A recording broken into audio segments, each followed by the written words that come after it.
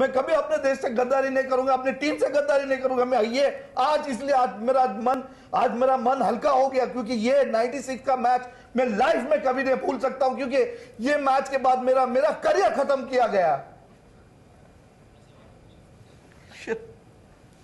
सवाल भी उस वक्त आपने बोर्ड से कुछ नहीं पूछे विनोद।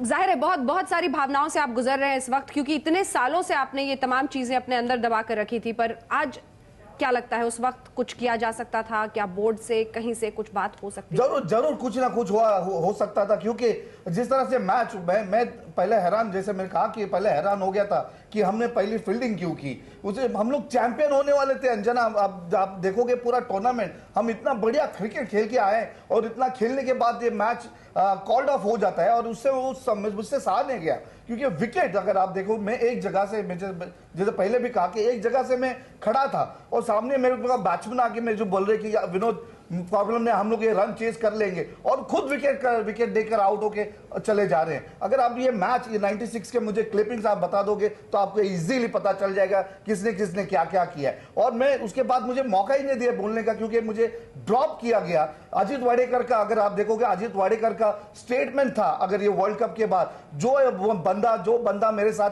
सामने मेरे साथ खड़ा था वो थे अजीत वाडेकर, हमारे कोच थे, हमारे मैनेजर थे। उन्होंने एक आर्टिकल लिखा था कि विनोद को स्केपगोट, उनको बलि का बकरा बनाया गया। तो उस वजह से मुझे बोलने का मौका नहीं मिला अंजना, इसलिए आज मैं बोल रहा हूं। मेरे मन का बोझ था वो मेरा मन का बोझ हल्का हो गया। ड्रेसिंग रूम में कुछ हुआ हो, कुछ बात हुई हो किसी खिलाड़ी से?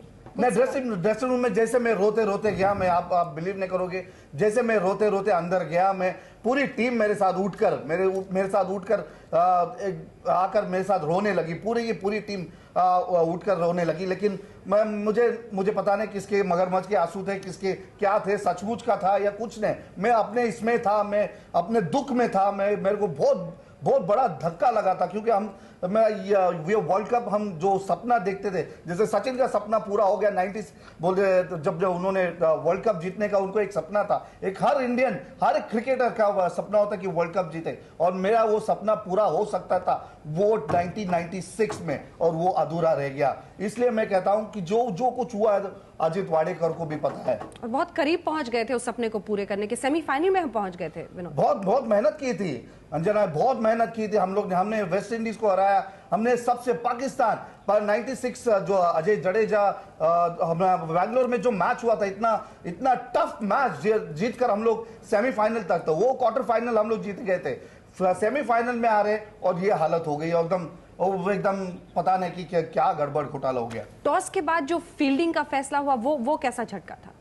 टॉस के बाद तो सबको झटका, क्योंकि सब जन अगर आप देखोगे तो बैट्समैन ऑलरेडी पैड अप थे, 2-3 बैट्समैन जो हमारे ओपनर्स थे हमारे ऑलरेडी पैड अप थे, और सडनली अंदर ऊपर वहां से बताया जाता है हमें कि हम फील्डिंग कर रहे थे। तो सब जो प्लेयर्स वहां पर थे सबको धक्का लगा है। और क्योंकि मैं एक गवाह हूं उधर का, मैं सामने था कि क्या क्या हो रहा था, मैं सामने से देख रहा था कि हमें फील्डिंग किस वजह से ली। जब डिसाइड किया गया था रात को और दोपहर को मैच शुरू होने से पहले कि हम लोग बैटिंग ही करने वाले थे।